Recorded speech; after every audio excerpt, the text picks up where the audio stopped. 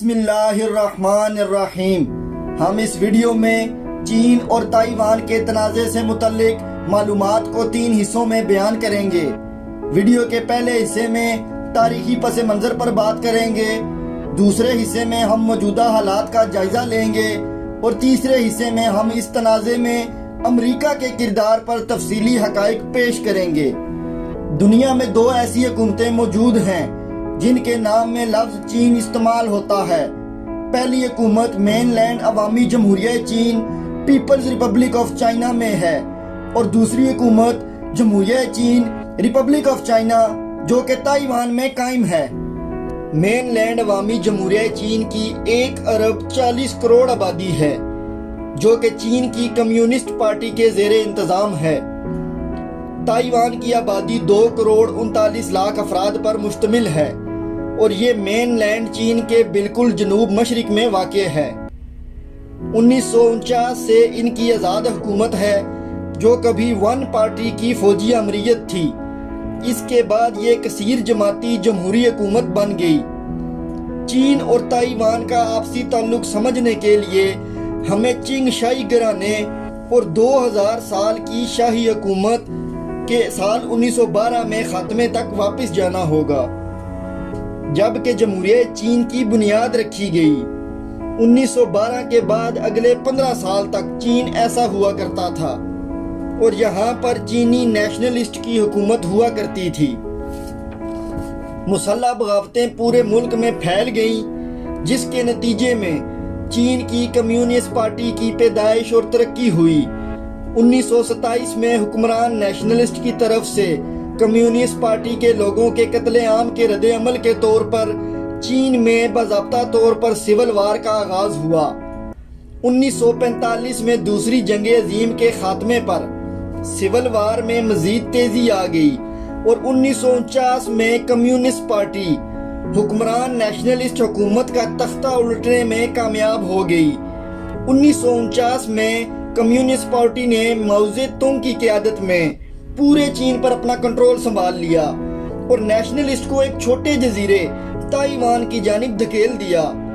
Nationalist حکومت بھاگ کر تائیوان چلی گئی اور تائیپے کو اپنا دارالحکومت بنا لیا جبکہ کمیونسٹ پارٹی نے بیجنگ کو اپنا دارالحکومت بنایا۔ 1949 سے لے کر 1971 تک یونائٹڈ نیشن کی رکنیت تائیوان کے پاس تھی۔ 1971 میں عوامی جمہوریہ چین کی حکومت کو یونائٹڈ نیشنز کی رکنیت اور باضابطہ طور پر چین کا خطاب حاصل ہو گیا۔ تائیوان جزیرے کی حیثیت پر دونوں چینی اور تائیوانی حکومتوں کا متضاد موقف ہے۔ 1992 میں دونوں حکومتوں نے اس بات پر اتفاق کر لیا کہ چین ایک ہے اور تائیوان اس کا حصہ ہے، لیکن چین کی قانونی حیثیت کس حکومت کو حاصل ہے اس پر دونوں حکومتوں میں شدید اختلاف پایا جاتا ہے۔ ناظرین، چلتے ہیں ویڈیو کے دوسرے حصے موجودہ حالات کی جانب اور اس کا آغاز ایک سوال سے کرتے ہیں کہ تائیوان کے لوگ دونوں حکومتوں کے مابین اس اختلاف کے بارے میں کیا سوچتے ہیں۔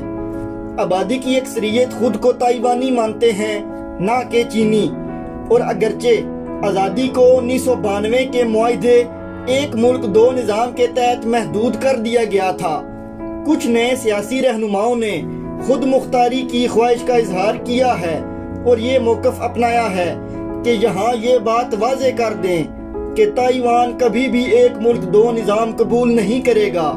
تائیوانی عوام کی اکثریت بھی 1 ملک 2 نظام کی سخت مخالفت کرتی ہے جبکہ بیجنگ نے اس کی بجائے پرامن قومی اتحاد یعنی پیسفل نیشنل ری یونیفیکیشن کے ارادے کا اظہار کیا ہے اور دھمکی بھی دی ہے کہ اگر تائیوان آزادی کے لیے جاتا ہے تو پرامن قومی اتحاد میں سے پرامن یعنی پیسفل والا حصہ نکال دیا جائے گا۔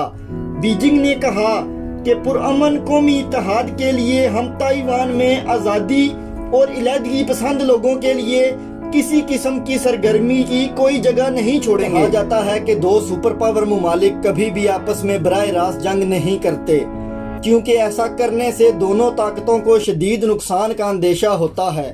اس کے برعکس ایک دوسرے کے مفادات کو نقصان پہنچانے کے لیے پراکسی وار کے طریقے کو عموماً استعمال کیا جاتا ہے۔ یہی صورتحال 21ویں صدی کی سپر پاورز امریکہ اور چائنا کے درمیان ہے۔ دونوں ممالک کی یہ مقابلے بازی اور رقابت ایک نئی سرد جنگ کی شکل اختیار کرتی جا رہی ہے۔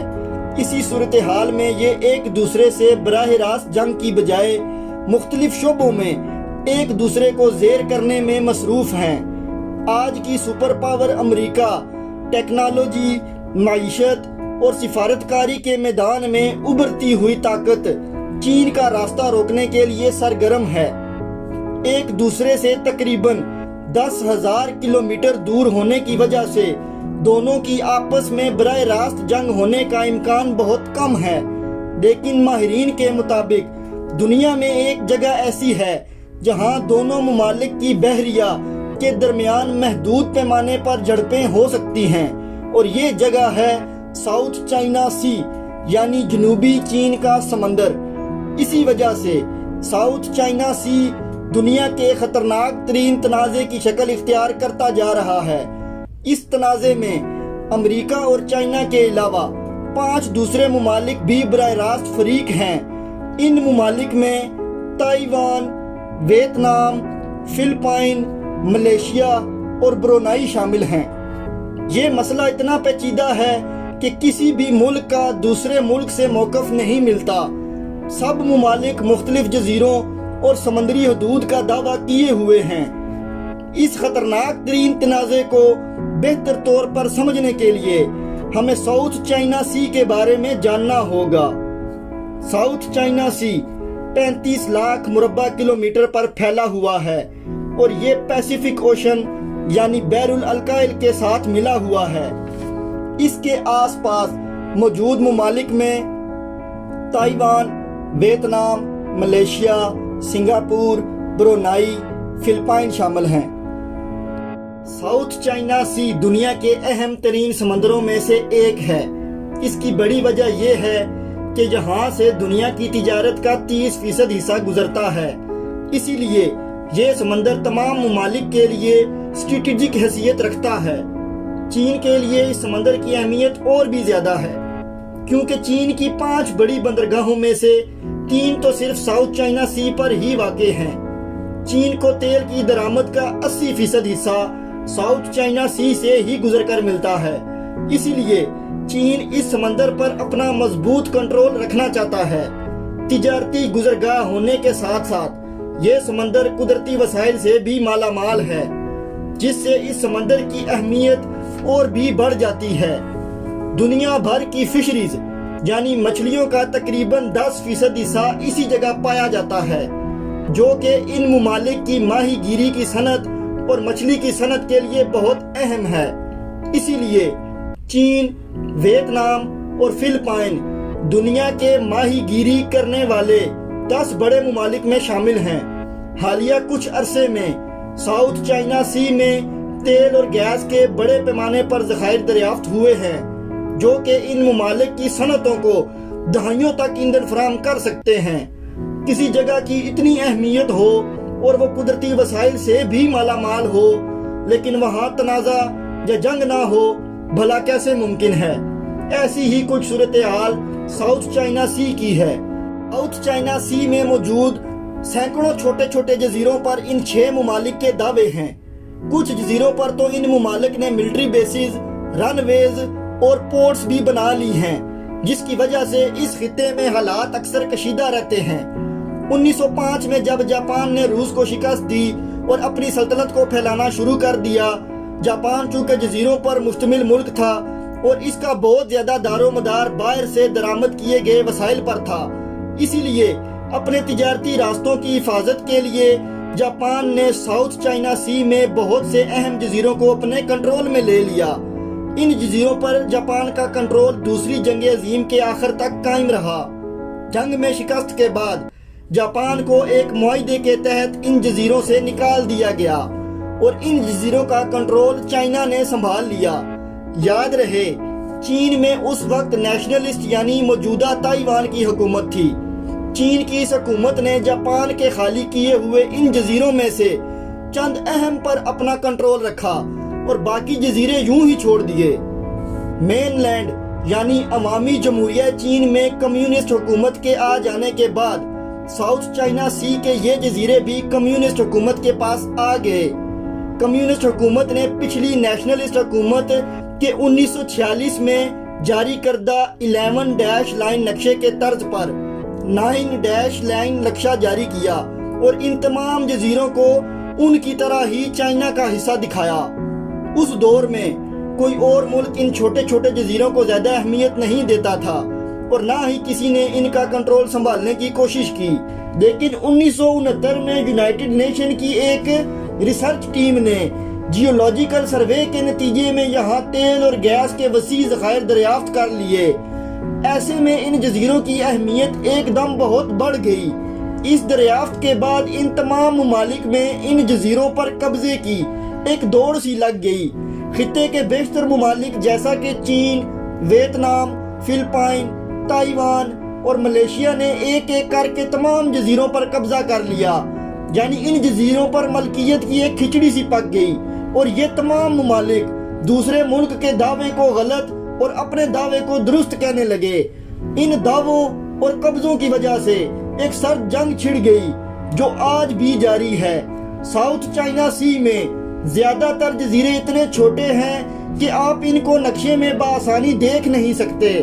ان جزیروں کو سمجھنے کے لیے ان کو 3 گروپس میں تقسیم کیا جاتا ہے: پارسلز آئی لینڈز، سپارٹلی آئی لینڈز، سکاربرو شولز۔ ناظرین، چلتے ہیں ویڈیو کے آخری اور تیسرے مرحلے کی جانب، جس میں ہم اس تنازع میں امریکہ کے کردار پر تفصیلی حقائق پیش کریں گے۔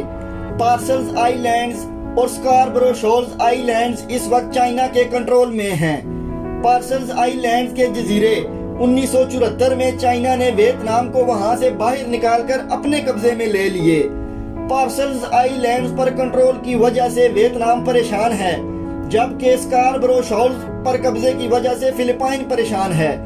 یہ جزیرے فلپائن کے دارالحکومت منیلا سے صرف 350 کلومیٹر کے فاصلے پر ہیں۔ قدرتی وسائل اور قریب ہونے کی وجہ سے یہ جزیرے فلپائن کے دفاع اور مفادات کے لیے بہت اہمیت کے حامل ہیں۔ فلپائن چونکہ امریکہ کا ایک اتحادی ہے اور دونوں ملکوں کے مابین دفاعی معاہدے بھی موجود ہیں، اس لیے امریکہ فلپائن کی نیوی کے ساتھ اکثر ساؤتھ چائنا سی میں نیول مشقیں بھی کرتا رہتا ہے۔ امریکہ کو اس پورے خطے میں چین کی بڑھتی ہوئی سرگرمیوں سے تشویش لاحق رہتی ہے اور وہ چین کے اس خطے پر دعوے کا بھی مخالف ہے۔ امریکہ کے لیے بھی ساؤتھ چائنا سی کی بہت اہمیت ہے۔ اس کی سالانہ تقریباً $80 بلین کی تجارت ساؤتھ چائنا سی کے راستے ہوتی ہے، اس لیے امریکہ ساؤتھ چائنا سی کو چین کے کنٹرول میں جاتا ہوا نہیں دیکھ سکتا، اس لیے وہ چین کو اس کی بیک یارڈ میں چیلنج کرتا رہتا ہے اور اپنا بحری بیڑا آس پاس موجود رکھتا ہے۔ اس کے علاوہ امریکہ چین کے کنٹرول کیے ہوئے جزیروں کے قریب اپنی نیوی کے ذریعے فریڈم آف نیویگیشن آپریشن بھی کرتا رہتا ہے۔ اس آپریشن کا مقصد چین کو باور کرانا ہے کہ اس کے ان جزیروں پر قبضے کو غیر قانونی سمجھا جاتا ہے، اس لیے اکثر امریکہ اور چائنا کی نیویز اس خطے میں آمنے سامنے آ جاتی ہیں۔ امریکہ ساؤتھ چائنا سی میں چین کا اثر و رسوخ کم کرنے کے لیے 3 اتحادیوں کے ساتھ ایک گروپ تشکیل دے چکا ہے، جس کا نام اس نے کوارڈ رکھا ہے۔ کوارڈ گروپ میں امریکہ کے ساتھ بھارت، جاپان اور آسٹریلیا شامل ہیں۔ امریکہ اس گروپ کے ذریعے ان ممالک کو اپنے مفادات کے لیے چین کے خلاف استعمال کرنا چاہتا ہے۔ امریکہ یہ بھی چاہتا ہے کہ بھارت، جاپان اور آسٹریلیا اپنی نیوی ساؤتھ چائنا سی میں رکھے اور امریکہ کی طرح چین کے زیر کنٹرول جزیروں کے قریب فریڈم آف نیویگیشن آپریشن بھی کرتا رہے تاکہ چین پر دباؤ بڑھایا جا سکے۔